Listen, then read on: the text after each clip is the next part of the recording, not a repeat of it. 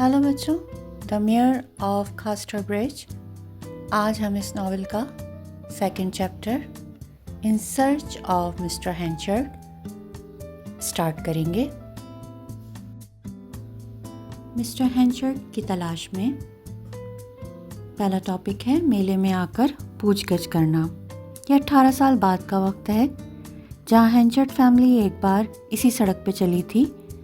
दो अफराद जो इस ख़ानदान से मुंसलिक नहीं थे चल रहे थे। अगरचे वक्त आगे बढ़ चुका था, लेकिन मंज़र तकरीबन बिल्कुल वैसा ही नज़र आता था जैसा कि पहले भी बयान किया गया था। यहाँ तक कि गांव के मेले के मैदान से शोर भी वही था, सिर्फ तफसीलात थोड़ी तब्दील हो गई थी। रोड पर चलने वाले दो में से एक पिछले मौके पर हैंचर्ड की जवान बीवी थी, लेकिन अब उसका चेहरा बहुत पतला था। उसकी जिल्द तब्दील हो गई थी, उसकी बाल अपनी रंगत खो चुके थे। वो बेवा के मातमी लिबास में मलबूस थी और उसके साथी भी स्याह लिबास में। तकरीबन 18 साल की एक नौजवान लड़की थी। एक नज़र में ही ये पता लग जाता था कि ये सुजैन की बड़ी बेटी थी। गांव के किनारे पहुंच के वो पहले की तरह रोड पर मेले की तरफ चल पड़े। यहाँ ये भी वाज़ह है कि वक्त गुजर चुका है। तफरीही मुकामात में मैकेनिकल तरक्की देखी जा सकती थी, जिनमें से बहुत से भाप से काम नहीं करती थी चीज़ें, लेकिन मेले का असल कारोबार बहुत छोटा हो गया था।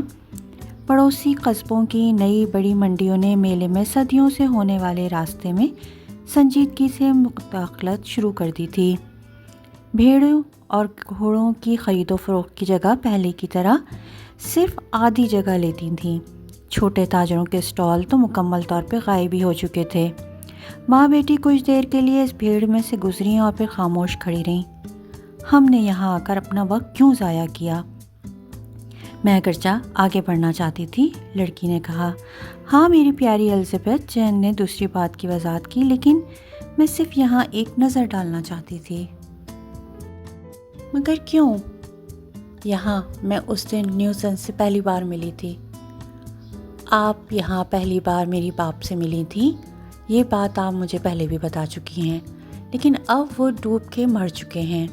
बोलते हुए लड़की ने जेब से एक कार्ड निकाला और एक आह भर के उसे देखा। उसके किनारे काले रंग के से थे और उस पर ये अल्फाज लिखे हुए थे, रिचर्ड न्यूसन की प्यार भरी याद में। ऐसा समंदरी आदमी जो नवंबर 1840 के महीने में 41 साल की उम्र में इंतकाल कर गया। उसकी माँ ने मज़ीद हिचकिचाहट के साथ कहा, वो यहीं था। मैंने आखिरी बार अपने उस रिश्तेदार को देखा जिसे हम यहाँ ढूंढने आए हैं, मिस्टर माइकल हैंचर्ड। माँ, उसका हमसे असल रिश्ता क्या है? ये मुझे कभी वाज़ा तौर पर नहीं बताया गया। वो है या था? वो मर भी चुका हो सकता है। क्या उससे कोई शादी का ताल्लुक़ है? उसकी माँ जानबूझकर चुप रही। बिल्कुल यही बात आप पहले भी बीसियों बार मुझे कह चुकी हैं, नौजवान लड़की ने अपनी माँ की तरफ सख्ती से देखते हुए जवाब दिया। मुझे लगता है कि वो कोई करीबी रिश्तेदार नहीं है। नहीं, वो एक घास बनाने वाला था। क्या वो नहीं था? जब आपने आखिरी बार उसके बारे में सुना था, वो था। मुझे लगता है कि वो मुझे कभी जानता ही नहीं था। लड़की ने मासूमियत से बात जारी रखी। माँ ने एक लम्हे के लिए तवक्कुफ़ किया और बेचैनी से जवाब दिया, बिल्कुल नहीं एलिज़ाबेथ जैन, लेकिन इस तरफ आओ। वो मैदान के दूसरे हिस्से में चली गई। यहाँ किसी से पूछने का कोई फ़ायदा नहीं, मुझे सोचना चाहिए, बेटी ने इधर उधर देखते हुए कहा। मेलों में लोग दरख्तों के पत्तों की तरह बदल जाते हैं और मैं उम्मीद करती हूँ कि आज यहाँ सिर्फ वही होंगे जो इतने साल पहले थे। मुझे इस बात का इतना यकीन नहीं है, मिसेस न्यूसन ने कहा, जैसे कि उसने अब खुद ही पुकारा। कुछ दूर की तरफ देखते हुए कहा, वहाँ देखो। बेटी ने माँ की तरफ इशारा करते हुए देखा, यानी उस तरफ देखा जहाँ माँ ने इशारा किया था। जिस चीज़ की तरफ इशारा किया गया वो लाठियों की तपाई थी। ज़मीन में, जिसमें एक 3 टांगों वाला बर्तन लटकाया गया था, जिसके नीचे लकड़ी की जलती हुई आग थी। बर्तन के पास एक बहुत बूढ़ी औरत खड़ी थी, तकरीबन फटे पुराने कपड़ों में। उसने बड़े चम्मच से बर्तन में मौजूद मवाद को हिलाया और कभी कभार टूटी फूटी आवाज़ में पुकारती, اچھا فرمائیاں بک رہی ہے۔ مسز گوڈنف کو یاد ہے، یہ در حقیقت فرمائی ٹینٹ کی سابق مالکن تھی، جو کبھی کامیاب، صاف ستھری اور سفید کپڑوں میں ہوتی تھی۔ اب وہ سب سے زیادہ گندی تھی اور اس کے پاس کوئی میز یا بینچ نہیں تھی۔ اس کے پاس مشکل سے ہی کوئی خریدار تھا، سوائے 2 چھوٹے گندے لڑکوں کے جو آئے اور پوچھا کیا آدھے پینی کی قیمت میں کچھ ملے گا پلیز، جو اس نے 2 گندے پیالوں میں ان کو پیش کر دی۔ وہ اس وقت بھی یہاں تھیں، مسز نیوزن نے قدم بڑھاتے ہوئے کہا۔ وہ اس کے قریب جانے لگی۔ اس سے بات مت کریں، یہ قابل احترام نہیں لگتی، اس کی بیٹی نے کہا۔ میں صرف ایک بات کہوں گی، آپ الزبتھ جین یہیں رک سکتی ہیں۔ لڑکی انتظار کرتی رہی جب تک کہ اس کی ماں آگے چلی گئی۔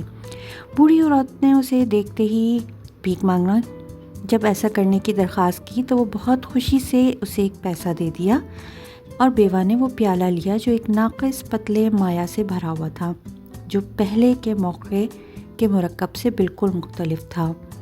بوڑھی عورت نے دھیمے سے سرگوشش کری۔ اس میں صرف رم کا ایک قطرہ ڈال دوں، 1 پیسے کی قیمت اس کو مزید آسانی سے نیچے گرا دے گی۔ گاہک مسکرایا اس پرانی چال پر تلخی سے اور سر ہلا دیا۔ مسز نیوسن نے ایسا شو کیا جیسے کہ وہ تھوڑا فرمائی کھا رہی ہے، اور ایسا کرتے ہوئے اس نے بڑی معصومیت سے عورت سے پوچھا، لگتا ہے آپ نے بہتر دن دیکھے ہیں۔ اوہ میڈم، آپ ٹھیک کہہ رہی ہیں، بوڑھی عورت نے جواب دیا۔ میں جس میلے کے میدان میں کھڑی ہوں، لڑکی، بیوی اور بیوہ، 29 سال سے میں یہاں پر کھڑی ہوں، اور میں نے اس ملک کے چند امیر ترین لوگوں کی خدمت کی ہے۔ محترمہ، آپ شاید ہی یقین کریں کہ میں کبھی ایک عظیم خیمے کی مالک تھی جو اس میلے کی توجہ کا مرکز ہوتا تھا۔ مسز گوڈنف کی فرمائی کے بغیر کوئی نہیں آ سکتا تھا، کوئی نہیں جا سکتا تھا، لیکن دنیا کی کوئی بات ایسی نہیں ہے، میں قسم کھاتی ہوں، ایماندارانہ لین دین سے کوئی فائدہ نہیں ہوتا۔ یہ چلاک اور دھوکہ دہی ہے جو اس دور میں ملتی ہے۔ مسز نیوسن نے چاروں طرف نظر دوڑائی۔ ان کی بیٹی ابھی بھی دور اسٹالوں کے پاس کھڑی ان کی منتظر تھی۔ کیا آپ کو یاد ہے، اس نے بڑھیا سے کہا، آج سے 18 سال پہلے آپ کے اس خیمے میں ایک شوہر تھا جس نے اپنی بیوی کو بیچا تھا۔ بوڑھی عورت نے سوچا اور سر ہلایا۔ اگر یہ کوئی بڑی بات ہوتی میں اسے فوراً یاد کر لیتی، اس نے کہا۔ مجھے شادی شدہ لوگوں کی ہر سنگین لڑائی، ہر قتل، یہاں تک کہ ہر چوری، کم از کم وہ بڑی بڑی باتیں یاد ہیں جو میں نے دیکھی ہیں، لیکن ایک فروخت، کیا یہ خاموشی سے کی گئی تھی؟ اچھا ہاں، مجھے ایسا لگتا ہے، عورت نے پھر آدھا سر ہلایا، اور پھر بھی مجھے یاد ہے کہ ایک آدمی نے کچھ ایسا کیا تھا، ایک آدمی جو ڈوری کی جیکٹ میں اوزاروں کی ٹوکری کے ساتھ۔ لیکن رب آپ کا بھلا کرے، ہم اس قسم کی باتوں کا کوئی نوٹس نہیں لیتے ہیں۔ اس کی وجہ صرف یہ ہے کہ وہ اس شخص کو کوئی کیوں یاد کرے گا۔ ہاں، وہ اگلے سال کے میلے میں واپس آیا تھا، اس نے مجھے بالکل پرائیویٹ طور پہ بتایا کہ اگر کبھی کوئی عورت اس کے بارے میں پوچھتی ہوئی آئے کہ وہ کہاں گیا تو کہنا کہ کاسٹر برج۔ لیکن میں نے اس کے بعد پھر کبھی اس کو نہیں دیکھا۔ مسز نیوسن بوڑھی عورت کو انعام دیتی اگر اسے یاد نہ ہوتا کہ وہ وہی عورت ہے جس سے اس کے شوہر نے رم کے بدلے میں بیچ دیا تھا، اور بڑی بے عزتی کا سبب بنی تھی یہ بات۔ اس نے مختصراً اپنے مخبر کا شکریہ ادا کیا اور الزبتھ جین کے پاس واپس آ گئی۔ میں نے جان لیا ہے جو میں جاننا چاہتی تھی، اس نے خاموشی سے کہا۔ پچھلی بار ہمارے رشتہ دار نے اس میلے کا دورہ کیا تھا اور انہوں نے بتایا کہ وہ کاسٹر برج میں رہ رہے ہیں۔ کاسٹر برج یہاں سے بہت لمبے اور طویل فاصلے پر تھا، اور یہ بات اس نے کئی سال پہلے کہی تھی، لیکن مجھے لگتا ہے کہ ہمیں وہاں جانا ہوگا۔ نیکسٹ ٹاپک ہے سوزن نیوسن کی تاریخ، پاسٹ، ماضی۔ سوزن نے اپنی بیٹی الزبتھ جین کو اپنی زندگی کی سچی کہانی 100 بار سنائی تھی، لیکن وہ یہ بات بتانے میں ہمیشہ ناکام رہی کیونکہ وہ سچائی سے بچے کو ناخوش کرنے سے بہت ڈرتی تھی۔ لہٰذا معصوم لڑکی اسی یقین سے پروان چڑھی کہ خوش مزاج دوستانہ ملا اور اس کی ماں کے درمیان تعلقات اچھے تھے جو نظر آتے تھے۔ فروخت کے بعد سے سوزن کی مہم جوئی کی تاریخ 2 یا 3 جملوں میں بتائی جا سکتی ہے۔ بالکل وہ نیوسن کے ساتھ کینیڈا چلی گئی تھی، جہاں وہ بغیر کسی بڑی کامیابی کے کئی سال گزارے۔ حالانکہ اس نے 15 سال کی اتنی محنت کری جتنی کوئی بھی عورت اپنے گھر کو خوش و خرم اور اچھی طرح سے مہیا کر سکتی تھی۔ جب الزبتھ جین تقریباً 12 سال کی تھی، تینوں واپس انگلینڈ آ گئے اور فلماؤتھ نیوسن میں آباد ہو گئے۔ وہاں کچھ سال کشتی چلانے والے کے طور پر زندگی گزاری۔ اس کے بعد اسے نیو فاؤنڈ لینڈ کے راستے پہ ملاح کے طور پہ ملازمت مل گئی۔ اس عرصے کے دوران جب سوزن نے اپنے کیے کے بارے میں سچائی کا احساس کرنا شروع کیا، ایک دوست جس کو اس نے اپنی ہسٹری بتائی، اس نے اسے بتایا کہ نیلامی قانونی نہیں تھی اور اسے اپنے آپ کو نیوسن کی بیوی کے طور پر نہیں سوچنا چاہیے۔ اس بات پر اس کا ذہنی سکون ختم ہو گیا۔ ایک موسم سرما کے اختتام پر جب نیوسن گھر آیا تو اس نے دیکھا کہ اس میں بڑی تبدیلی آ گئی ہے۔ یہ بڑی اداسی کا وقت تھا جس میں اسے بتایا گیا کہ اسے شک ہے کہ وہ اس کے ساتھ اس کی بیوی کے طور پہ مزید نہیں رہ سکتی۔ جب سیزن دوبارہ آیا تو نیوسن دوبارہ گھر چھوڑ کے نیو فاؤنڈ لینڈ کی تجارت پہ واپس چلا گیا۔ تھوڑے عرصے بعد ماں بیٹی کو اڑتی پڑتی خبر ملی کہ وہ سمندر میں گم ہو گیا ہے۔ تاہم اس سے ایک مسئلہ حل ہو گیا جو سوزن کے ضمیر کے لیے اذیت بن گیا تھا کہ اب وہ دوبارہ ڈوبا ہے یا نہیں، لیکن ان کی زندگیوں سے دور چلا گیا ہے۔ اور سوزن نے فیصلہ کیا کہ اب اسے دوبارہ اپنے پہلے شوہر کی تلاش شروع کر دینی چاہیے۔ اگر وہ اب بھی زندہ تھا تو یہی صحیح کام تھا۔ مشکل یہ تھا کہ الزبتھ جین کو کیا بتایا جائے۔ آخر کار اس نے خاموش ہی رہنے کا فیصلہ کیا۔ وہ اس بات کو ہینڈشٹ پہ چھوڑ دے گی، اگر کہ وہ مل گیا تو وہ خود ہی دیکھ لے گا۔ پھر اگلا وہ ہے ٹاپک، کاسٹر برج میں اچھی روٹی نہیں ہے۔ یہ جمعے کی شام تھی، ستمبر کے وسط کے قریب اور غروب آفتاب سے عین پہلے۔ وہ اس جگہ سے 1 میل کے فاصلے پر ایک پہاڑی کی چوٹی پر پہنچ گئیں جس کی انہوں نے تلاش کی تھی۔ وہ سڑک کے کنارے بیٹھ گئیں اور کاسٹر برج اور اس کے ارد گرد کے قصبے کو دیکھنے لگیں۔ سڑک سے 2 آدمی اونچی آوازوں میں باتیں کرتے ہوئے گزرے۔ کیوں؟ یقیناً، الزبتھ جین نے کہا جب وہ دونوں گزر چکے تھے۔ ان لوگوں نے اپنی گفتگو میں ہینڈشٹ کا نام لیا تھا، ہمارے رشتہ دار کا نام۔ میں نے بھی ایسے ہی سنا، مسز نیوسن نے کہا، لیکن میں ان کے پیچھے بھاگوں اور ان سے اس کے بارے میں پوچھوں؟ نہیں نہیں نہیں نہیں، ایسا نہیں کرنا۔ وہ کسی غریب گھر میں ہو سکتا ہے یا جیل میں، ہم سب جانتے ہیں۔ میری پیاری، آپ ایسا کیوں سوچتی ہیں ماں؟ یہ صرف کچھ کہنا تھا کہ بس، لیکن ہمیں نجی طور پہ پوچھ گچھ کرنی ہوگی۔ کاسٹر برج کے چراغ جلائے جا رہے تھے جب دونوں خواتین شہر میں داخل ہوئیں اور شہر کے مرکز سے پیتل کے بینڈ کی موسیقی سنائی دے رہی تھی۔ چرچ کے سامنے کھلی جگہ پر ایک عورت روٹی کا ٹکڑا لیے کھڑی تھی اور وہ اسے ٹکڑے ٹکڑے کر کے اپنے ارد گرد موجود ہجوم کو چکھنے کے لیے دے رہی تھی۔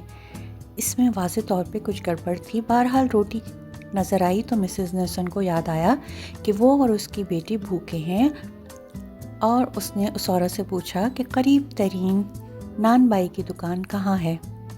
آپ کو کاسٹر برج میں کوئی اچھی روٹی نہیں ملے گی، خاتون نے انہیں کہا۔ وہ اپنی بانسریاں بجا سکتے ہیں یا ڈھول بجا سکتے ہیں یا بھرپور ڈنر لے سکتے ہیں۔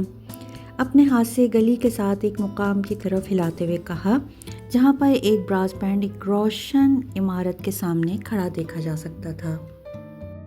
لیکن پھر بھی ہم اچھی روٹی نہیں کھا سکتے۔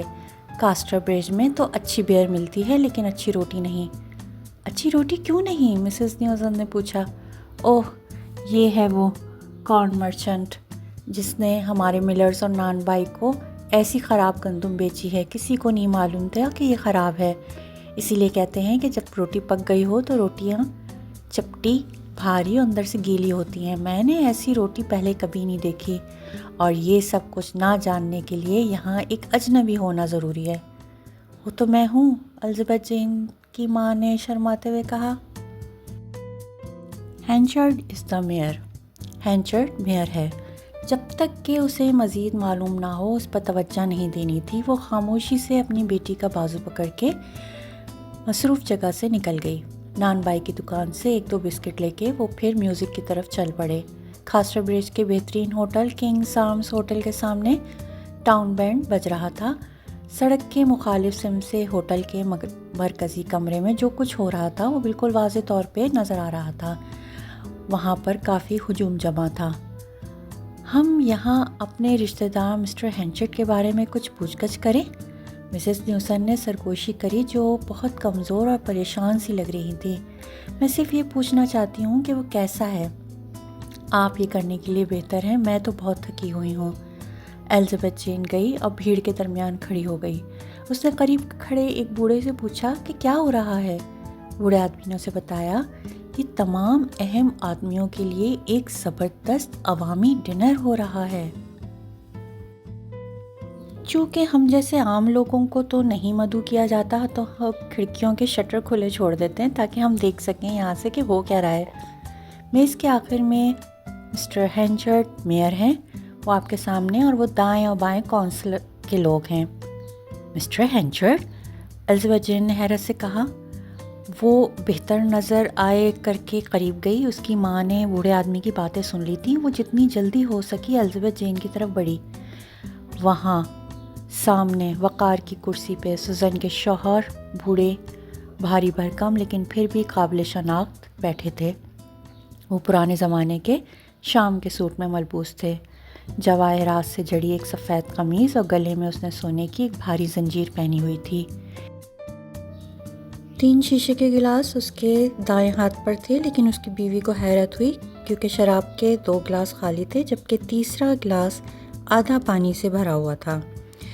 جب سوزین نے اسے آخری بار دیکھا تھا تو وہ ایک کوٹ، ڈرائی جیکٹ، ویسٹ کوٹ اور پیچز میں بیٹھا تھا۔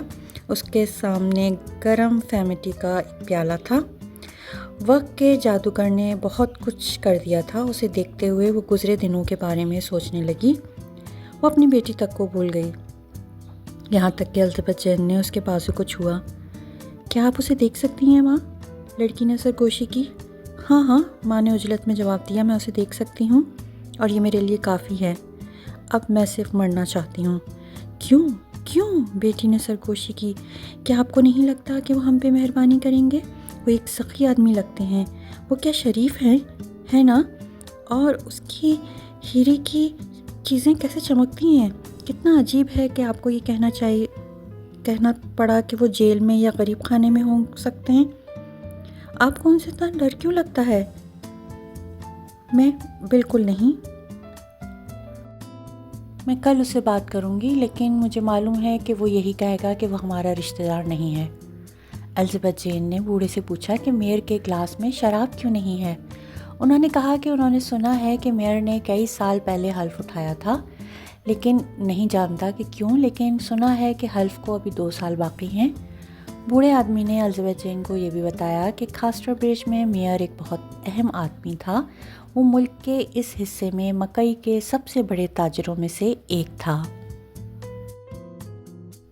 لیکن وہ اس سال گندم کے سخت خراب ہونے کی وجہ سے تھوڑی مشکل میں تھا۔ ڈنر ختم ہوا تو تقریریں شروع ہو گئیں۔ میئر نے خراب گندم اور خراب روٹی کے بارے میں کہا کہ آپ کو سمجھنا چاہیے کہ حادثات کسی بھی بڑے کاروبار میں ہوتے رہتے ہیں۔ انہوں نے کہا کہ آپ کو یاد رکھنا چاہیے کہ فصل کی کٹائی کے وقت موسم بہت بدتر تھا، اتنا جتنا ہم برسوں سے جانتے ہیں، تاہم میں نے اس سے کچھ سیکھا ہے۔ چونکہ میں نے اپنا کاروبار بہت پھیلا لیا ہے تو میں اسے اکیلے مناسب طریقے سے نہیں دیکھ پا رہا، اس لیے میں نے ایک اچھے آدمی کے لیے مینیجر کے طور پہ کام کا اشتہار دیا ہے۔ جب میں اسے حاصل کر لوں گا تو آپ کو معلوم ہوگا کہ اب یہ غلطیاں نہیں ہوں گی۔ اس دوران اگر کوئی مجھے یہ بتائے کہ خراب گندم کو اچھے میں کیسے بدلا جائے تو میں بری گندم کو خوشی سے واپس لے لوں گا، لیکن مجھے پتہ ہے ایسا نہیں ہو سکتا۔